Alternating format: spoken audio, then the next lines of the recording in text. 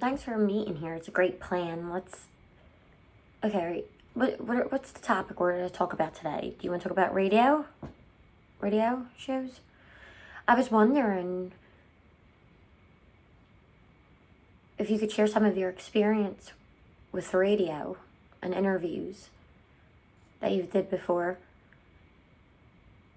I remember my first time being deaf, and I sat there and I had my interpreter with me, and I was talking during the interview, and then it was producing a voice. It was really quick and wasn't too often, but it was really cool.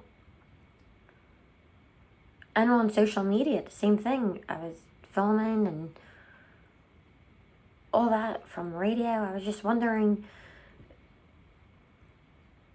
where were you? Were you home when you did your radio show, or what? 8 years as a radio host and senior producer at Wisconsin Public Radio. So I had my own talk show and delved into all kinds of issues, local, regional, national, statewide, and brought in experts and over the phone, in person. And I developed the show, kind of went over to Wisconsin Public Radio and said, I had a dream. I want to talk to you all. I actually called them. They probably thought I was this crazy guy calling, but called them and said, I had this dream. I need to tell you about it. I want to come and talk to you. Can you talk to me? So I was thinking I was going to have just one person there, and it was 3 people on the other side of the room. I'm on one side, they're on the other side. It was the news director, it was the regional general manager, and it was one of their producers. I'm like, okay, I wasn't expecting that, right? And so we're talking back and forth. And so it's like we're interviewing each other. And at the conclusion of my conversation with them, I said, well, let me know what you think. Do you need a 2 or 3 weeks to make a decision? They said, oh, no, we want you to start ASAP. And that's literally how it happened.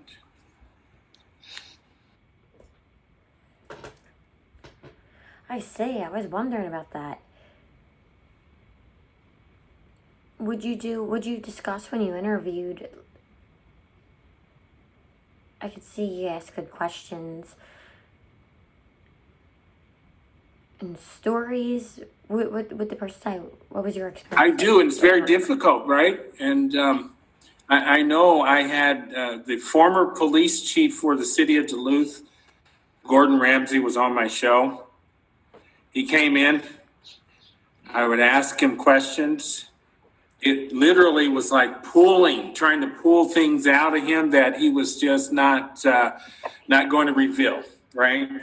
And I'm very hard interview, right? He's a very good, wonderful person, and he and I are good friends, actually. And but that was my most difficult interview.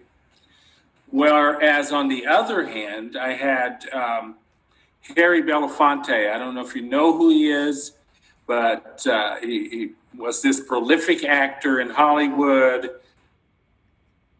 Harry Belafonte.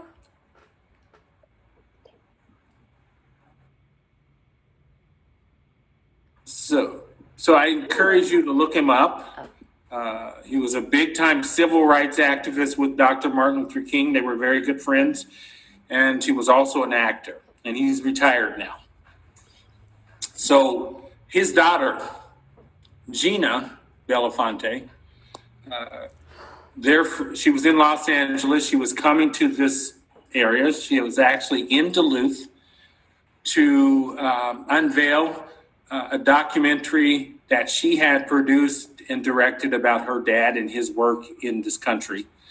And her publicist found out about my show. They asked if they could be on my show. And for me, that was a really super famous person because she was also on the show Friends. Remember Friends from way back in the day with Ross and a few. Oh, I need to find a pen and paper to write down this name. So she was Ross's love interest on Friends, and she was on my show. Yeah, so that was,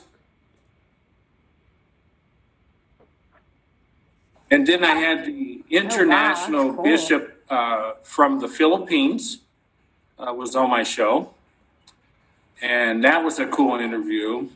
And then I had some international on where I had All to the way have. here? He flew all the way here to see that? Wow. He was from the Philippines, yes, and he was in Duluth, Minnesota. Believe it or not, yes. That was early on in my career on radio. That's really cool. So that one and Gina, and there were several others where we brought in interpreters. Okay, so the person would have been speaking Spanish, and then there was an interpreter there to translate. 3 of those shows also, and those were all international Oh yeah, to translate. folks that were in our community at the time. Dee Dee's phone, okay, Daniel's phone. Oh, there it is. Oh wow, that's I'm sorry, my internet connection was bad. That's amazing. I was wondering, did you work with radio? Do you continue to work? You still work with radio, or are you finished? Hoping to get back into it soon. Hoping.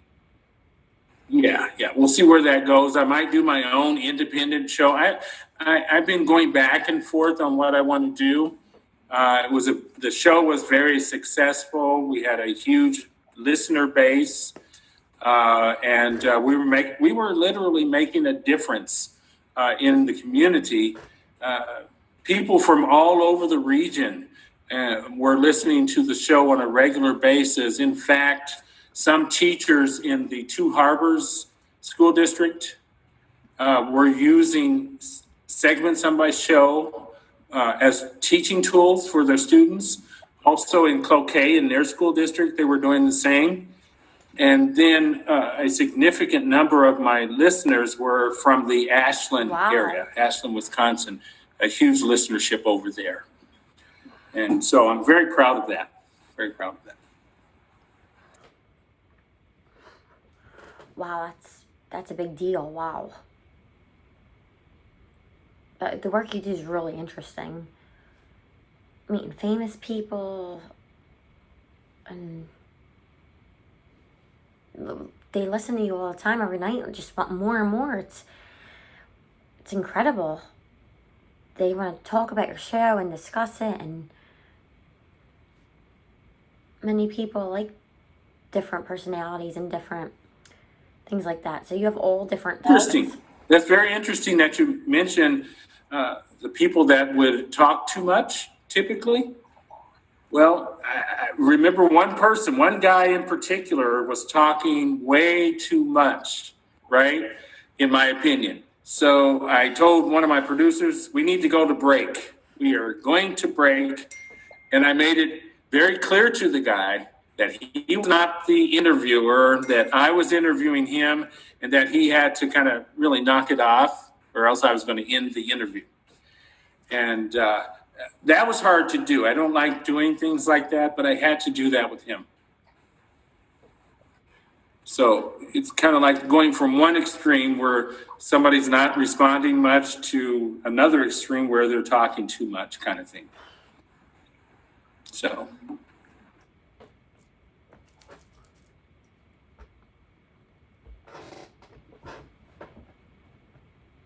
I could definitely imagine being an interviewer and having somebody who's just talking and talking and talking and not shutting up. And then the opposite, especially in the radio with different interviews, sharing experiences with people and taking listeners, and while they're driving their cars and wherever they're going and listening to the radio, they're probably like, oh, I wish I can listen and join in my car. In California, there's a lot of traffic. It's boring sitting in traffic.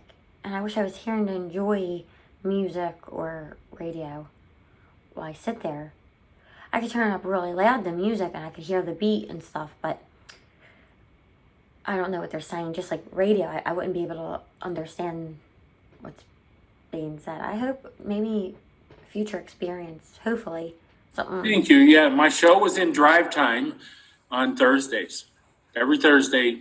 So when people were either going to work or getting off from work, they could turn the radio on Thursday and they'd be hearing the interviews that I would be doing with people. Yeah, it was a lot of fun. I see. I was wondering,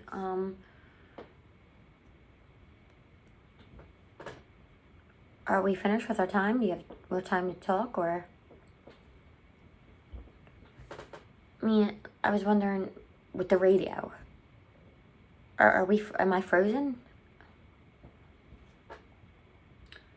Henry, am I freezing? Oh no, Henry, you're freezing. It's the internet connection keeps fading. I keep trying to fix it. The video's not connecting. I see you. Again. Okay.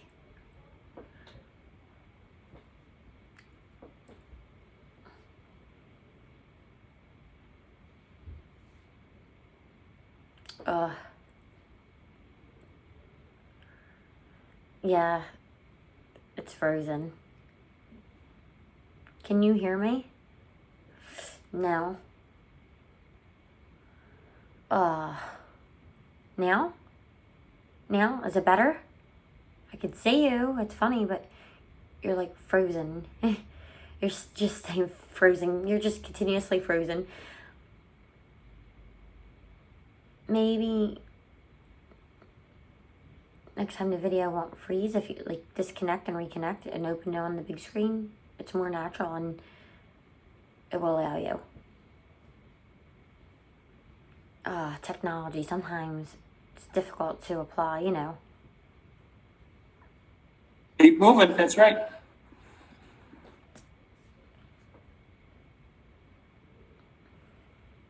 Before radio,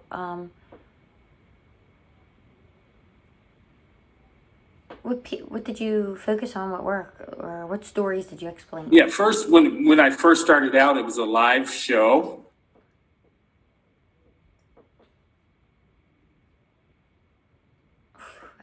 Yeah, you gotta work a lot to Yeah, and then because we wanted to make sure this, the show was real polished and all of that, because my show was actually working toward becoming a syndicated show nationally.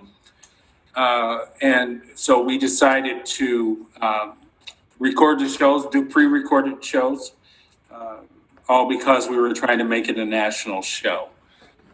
So then it moved from Friday to a Thursday. And so.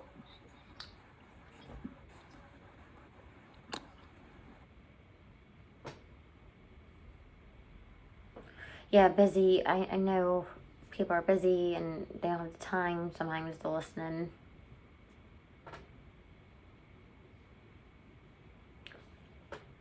Like you're learning and you're just listening to different people and personalities. Like social media from before, like when they would go live and they would start to change things. It was busy, and you couldn't grasp all that business. So they had to come up with a better plan to establish better things to block. Ideas you thought of, and that type of thing. Zero background in radio.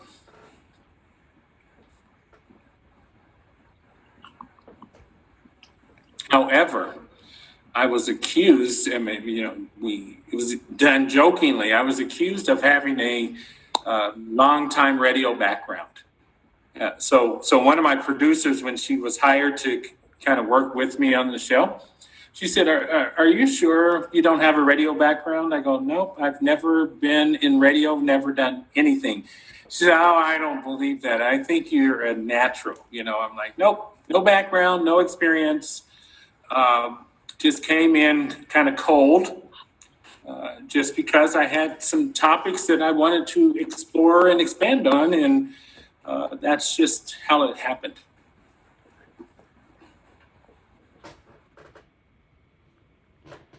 A special natural gift inside to Joe. I was wondering, did you grow up enjoying listening to radio? And it was always in the back of your head, something you wanted to work in, or what happened? Like, did you hope to do work in that, or did you change your idea of work? Yeah, I've always loved talk radio in particular, still do to this day. Yeah, so I used to stay up late hours listening to all kinds of talk radio when I was much younger. I would, certain time of the night, I will be glued to the radio.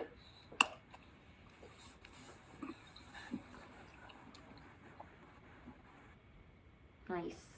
Cool. That's a great thing to learn from.